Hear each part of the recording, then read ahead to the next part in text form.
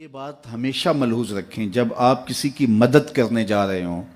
تو صرف اللہ کی رضا کو ہی ملحوظ رکھیں۔ جب آپ کسی سے صلے کی توقع رکھیں کہ کل یہ میرے کام آئے گا،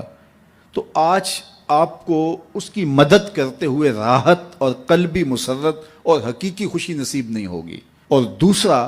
جب کل آپ کی توقع کے مطابق وہ پورا نہیں اترے گا تو پھر آپ کو اس سے تلخی بھی ہوگی، یعنی آپ کو کسی کی مدد کرتے ہوئے اس کی حقیقی مسرت سے محرومی، دوسرا اس کے توقع پر نہ اترنے سے آپ کو اس کی تلخی بھی سہنا پڑے گی۔ لیکن اگر آپ اس کی مدد اس لیے کر رہے ہیں کہ میرے رب کا بندہ ہے، الخلق عیال اللہ، تو میں اللہ کے بندہ ہونے کے ناطے سے اس کی مدد کر رہا ہوں، اور پھر آپ کو اور سرور بڑھ جائے گا کہ میں اس کی مدد اس لیے کر رہا ہوں کہ یہ میرے حضور کا غلام ہے، بس یہی آپ کی ترجیح ہوگی، تو پھر آپ اس کی مدد کریں گے تو کوئی اس سے آپ کی مستقبل کے اندر توقع وابستہ نہیں ہوگی، تو آپ کو پھر اس کی مدد کرتے ہوئے اللہ تعالیٰ جل شانہ تسکین عطا کر دے گا۔ اچھا، نفس بڑا ظالم ہے، یہ شامل ہوتا ہے کہ آپ یہ کام کرنے جا رہے ہیں تو چلو تھوڑی سی تشہیر بھی ہو جائے۔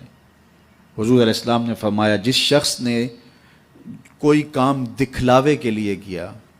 اللہ اکبر، اللہ تعالیٰ جل شانہ اس کے معاملے لوگوں کو دکھا دیتا ہے۔ جو دکھلاوے کے لیے، ظاہریت کے لیے کام کرتا ہے، پھر اس کے عیوب ظاہر ہوتے ہیں اور لوگوں کے سامنے آتے ہیں۔ ہم کتنے لوگوں کو ایسا دیکھا ہے کہ پھر وہ لوگوں کی نظروں کے اندر رسوا ہو جاتے ہیں، ان کے ایسے امور لوگوں کے سامنے آتے ہیں۔ تو اس لیے مجھے بھی اور آپ کو بھی یہ چاہیے کہ اپنے عمل کے اندر کبھی بھی ریا پیدا نہ ہونے دیں۔ جب کسی کی مدد کریں، کسی دکھیے کے کام آئیں، تو اللہ کی رضا ہمیشہ ملحوظ رکھیں، اور وہ کسی ذاتی تشہیر کے لیے اور ذاتی مقصد کے لیے نہیں، بلکہ رضا الہی کے لیے آپ کا وہ عمل ہوگا تو زندگی نور علی نور ہو جائے گی۔ اللہ کے محبوب علیہ السلام نے خاص طور پہ جب آپ کسی کی مالی مدد کرتے ہیں تو اس میں اس انداز سے مدد کرنے کی تلقین ارشاد کی کہ فرمایا، وَرَجُلٌ تَصَدَّقَ بِصَدَقَةٍ فَأَخْفَاهَا حَتَّى لَا تَعْلَمَ شِمَالُهُ مَا تُنْفِقُ يَمِينُهُ، کہ جو شخص صدقہ کرتا ہے اور اتنے مخفی انداز میں صدقہ کرتا ہے کہ جو دائیں ہاتھ نے خرچ کیا بائیں کو اس کی خبر نہیں ہو سکی، تو آقا کریم فرماتے ہیں کل قیامت کے دن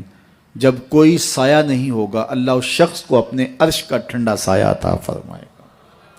تو اپنی زندگی کے اندر اس بات کو شامل کیجئے کہ اللہ کی مخلوق کے کام آئیں، اور جب اللہ کی مخلوق کے کام آئیں گے تو یہ آپ کے باطن کی تسکین کا سبب ہوگا اور قرار جاں کا ذریعہ بنے گا، اور حضور کی خوشنودی آپ کو نصیب ہوگی۔ میرے والد گرامی رحمۃ اللہ تعالی علیہ فرمایا کرتے تھے کہ اگر تم یہ چاہتے ہو کہ تم سے رسول کریم پیار کریں تو تم حضور کی امت سے پیار کیا کرو۔ آپ کسی کے بچے کا منہ چومیں، اس کی گال سہلائیں، اس کے سر پہ شفقت سے ہاتھ رکھیں، اس کو 50 روپے 100 روپے خوشی سے دیں، تو آپ اس کو دے رہے ہوتے ہیں، اس کے باپ کے چہرے کو دیکھنا کہ تم تمہارا ہوتا ہے، اور وہ آپ کے اوپر فدا ہو جانے کو چاہ رہا ہوتا ہے کہ یہ میرے بیٹے کی گال سڑا رہا ہے۔ یار، کوئی کسی کے بیٹے سے پیار کرے تو اس کی شفقتیں آپ پہ برس رہی ہوتی ہیں، تو جب رسول اللہ کی امت سے کوئی پیار کرے تو رسول کریم کی رحمتیں کتنی برس رہی ہوتی ہیں اس کے اوپر۔ اس لیے حضور کی امت سے پیار کرو۔ اللہ کے محبوب علیہ الصلوۃ والسلام کو اپنی امت سے اتنا شدید پیار تھا، اتنا شدید پیار تھا کہ فرمایا کہ اگر تمہارے پاؤں میں کانٹا بھی چبھ جائے تو اس کی تکلیف بھی مجھے ہوتی ہے۔ عزیز علیہ ما عنتم، تمہارا مشقت میں پڑنا اس نبی پر گراں گزرتا ہے۔ مبتلائے درد ہو کوئی عذب روتی ہے آنکھ، کس قدر ہم درد سارے جسم کی ہوتی ہے آنکھ۔ تو آئیے میں اور آپ اس بات کو اپنے اندر اتار لیں کہ ہم حضور علیہ السلام کی امت کے ساتھ اور اللہ کی مخلوق کے ساتھ رویوں کے اندر اتنی خوبصورتی رکھنی ہے کہ حضور علیہ السلام کی ہمیں رضا نصیب ہو جائے۔